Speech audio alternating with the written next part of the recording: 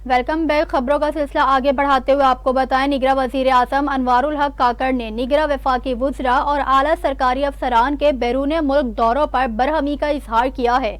निगरां वजीर आजम अनवारुल हक काकड़ ने वुज़रा को गैर जरूरी तौर पर बैरून मुल्क दौरे करने से मना कर दिया है।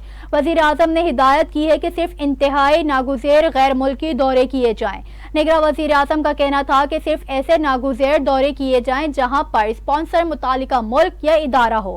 गैर मुल्की दौरों से कबल मिजाज अथॉरिटी से बाकायदा इजाज़त ली जाए और हर दौरे के इग़राज़ और मकासद से भी आगाह किया जाए। निगरां वज़ीर आज़म को बाज़ वुज़रा आला सरकारी अफसरान के गैर मुल्की दौरों की रिपोर्ट पेश कर दी गई है। दौरों की वजह से वफाकी वज़ारतों और पाक सेक्रेटरीट में काम मुतासिर होने लगा। कई आला अफसरान बच्चों से मिलने के लिए सरकारी टूर्स बनाकर बैरून मुल्क गए हैं।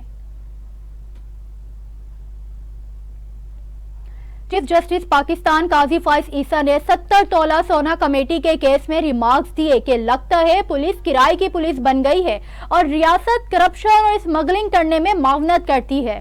सोने की कमेटी निकालने पर सोना फराहम न करने से मुतालिक केस की समाअत में चीफ जस्टिस पाकिस्तान जस्टिस काजी फाइज ईसा की सरबराही में 3 रुकनी बेंच ने की।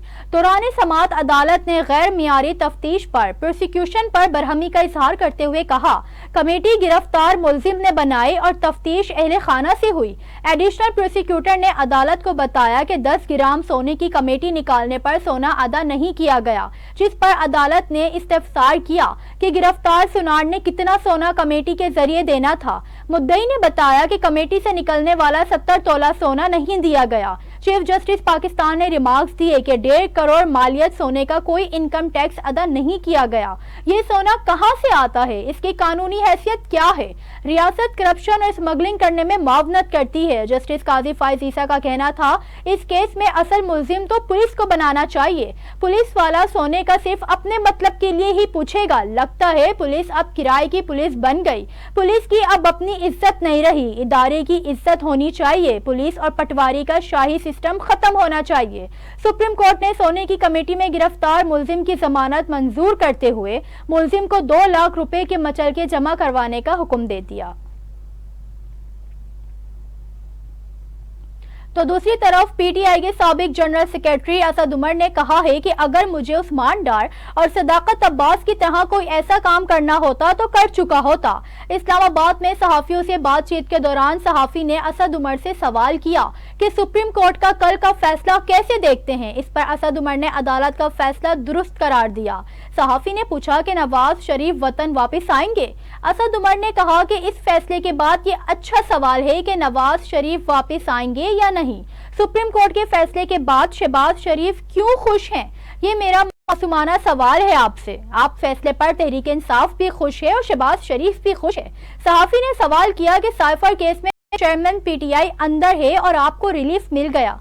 इस पर असद उमर ने कहा कि साइफर केस में इल्जाम ये है कि जिन्हें मिला उन्होंने ठीक इस्तेमाल नहीं किया।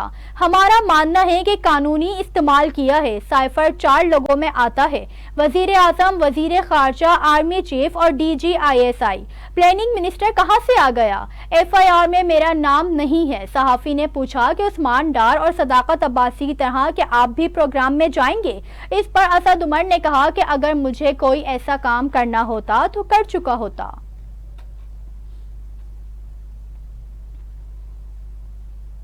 Chairman NADRA lieutenant general Munir अफसर ने कहा है कि जाली फैमिली ट्री में अफगानियों को शामिल किया जाता रहा।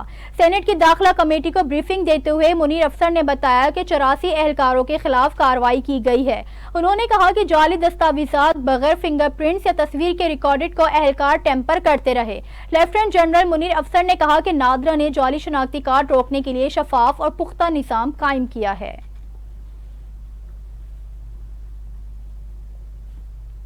मुत्तहदा अरब इमारात के सदर शेख मोहम्मद बिन जैदुल नहयान और अमरीका के सदर जो बाइडेन का टेलीफोनिक पर राब्ता हुआ है। गैर मुल्की मीडिया के मुताबिक दोनों मुल्कों के सदूर के दरमियान खित्ते में बढ़ते तशद्दुद और कशीदगी पर काबू पाने की कोशिशों पर तबादला ख्याल किया गया।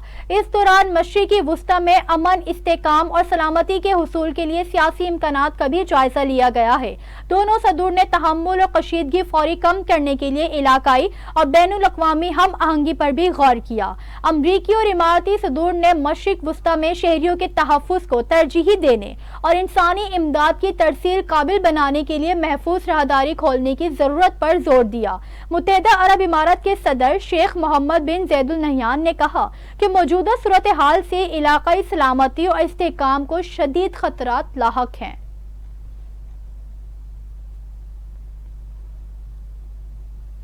سیکریٹری جنرل اقوام متحدہ انتونیو گوتریس نے کہا کہ غزہ میں اسکولوں، اسپتال اور اقوام متحدہ مراکز کو نشانہ نہ بنایا جائے۔ انہوں نے جاری کیے گئے بیان میں غزہ کو فوری پانی، خوراک اور فیول کی سپلائی کے لیے راستہ دینے کا مطالبہ کر دیا ہے۔ انتونیو گوتریس نے کہا کہ غزہ میں اقوام متحدہ کے 59 سہولت مراکز میں 2,20,000 فلسطینی پناہ لیے ہوئے ہیں۔ ان کا کہنا ہے کہ اسرائیلی بمباری کے باعث بے گھر فلسطینیوں کی تعداد 3,38,000 سے تجاوز کر گئی ہے۔ سیکریٹری جنرل اقوام متحدہ نے کہا کہ اقوام متحدہ کا عملہ غزہ کے لوگوں کی مدد کے لیے کام کر رہا ہے۔ انہوں نے مزید کہا کہ مصر نے غزہ کے پناہ گزینوں کو محفوظ راہداری فراہم کرنے سے انکار کر دیا ہے۔ انتونیو گوتریس نے یہ بھی کہا کہ افسوس ہے، میرے کچھ ساتھیوں نے غزہ کے لوگوں کی مدد کی قیمت ادا کی ہے۔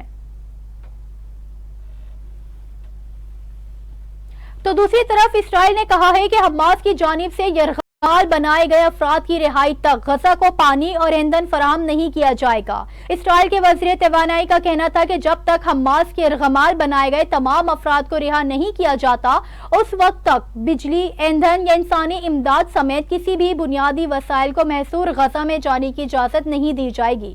اسرائیل نے بدھ کے روز فلسطین لبریشن آرگنائزیشن کی جانب سے خوراک اور طبی سامان غزہ پہنچانے کی درخواست بھی رد کر دی تھی۔ اسرائیلی وزیر توانائی اسرائیل کنر کا کہنا تھا کہ غزہ کے لیے انسانی امداد کا کوئی الیکٹرک سوئچ آن نہیں کیا جائے گا، کوئی پانی کا نل نہیں کھولا جائے گا اور کوئی ایندھن کا ٹرک اس وقت تک غزہ میں داخل نہیں ہوگا جب تک اسرائیلی افراد اپنے گھر واپس نہیں آ جاتے۔ ترک صدر رجب طیب اردوان نے اپنے اماراتی ہم منصب سے ٹیلی فونک رابطے کرتے ہوئے فلسطین کی صورتحال پر تبادلہ خیال کیا ہے۔ غیر ملکی میڈیا رپورٹس کے مطابق ترک صدر نے اپنے اماراتی ہم منصب سے اسرائیل فلسطین تنازع پر بات کی۔ میڈیا رپورٹس کے مطابق ترک صدر نے کہا کہ عالمی برادری کے مثبت اقدامات کے ذریعے اسرائیل فلسطین کشیدگی کا خاتمہ ممکن ہوگا۔ ان کا یہ بھی کہنا ہے کہ ترکیہ اسرائیل فلسطین تنازع میں ثالثی کی پیشکش کر چکا ہے۔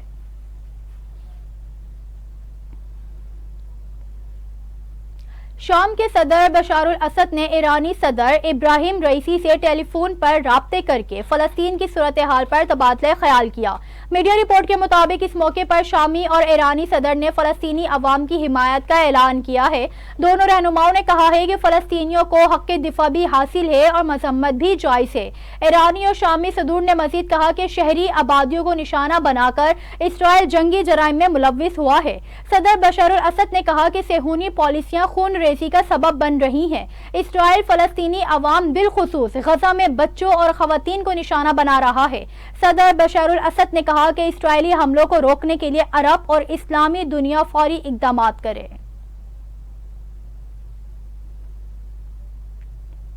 بلیٹن کے اختتام میں آپ کو بتائیں، پاکستانی شاہینوں نے بھارت فتح کرنے کی ٹھان لی ہے۔ گرین شرٹس پڑوسی ملک سے کبھی میگا ایونٹ کا میچ نہ جیتنے کی روایت ختم کرنے کے لیے پورے اعتماد ہے۔ ورلڈ کپ کے سب سے بڑے مقابلے کے لیے ٹیم نے احمد آباد میں ڈیرے ڈال لیے ہیں۔ حیدرآباد سے چارٹرڈ فلائٹ کے ذریعے آمد ہوئی۔ ٹریننگ کے دوران ہتھیاروں کو مزید خطرناک بنایا جائے گا۔ ہفتے کو دنیا کے سب سے بڑے اسٹیڈیم میں روایتی حریف ٹکرائیں گے۔ محمد رضوان نے کہا کہ ہمارا مورل بلند ہو چکا ہے، اگلے موقع میں بھی کامیابی کے لیے تیار ہیں۔ پاکستان نے ورلڈ کپ کے اپنے ابتدائی 2 میچز میں بالترتیب نیدرلینڈ اور سری لنکا کو شکست دی۔ اب ٹیم کا تیسرا اور ٹورنامنٹ میں سب سے اہم ترین مقابلہ ہفتے کو بھارت سے ہوگا۔ نیوز اسٹوڈیو سے فی الوقت اتنا ہی۔ مزید خبروں اور اپڈیٹس کے لیے دیکھتے رہیے اردو نیوز نیٹ ورک۔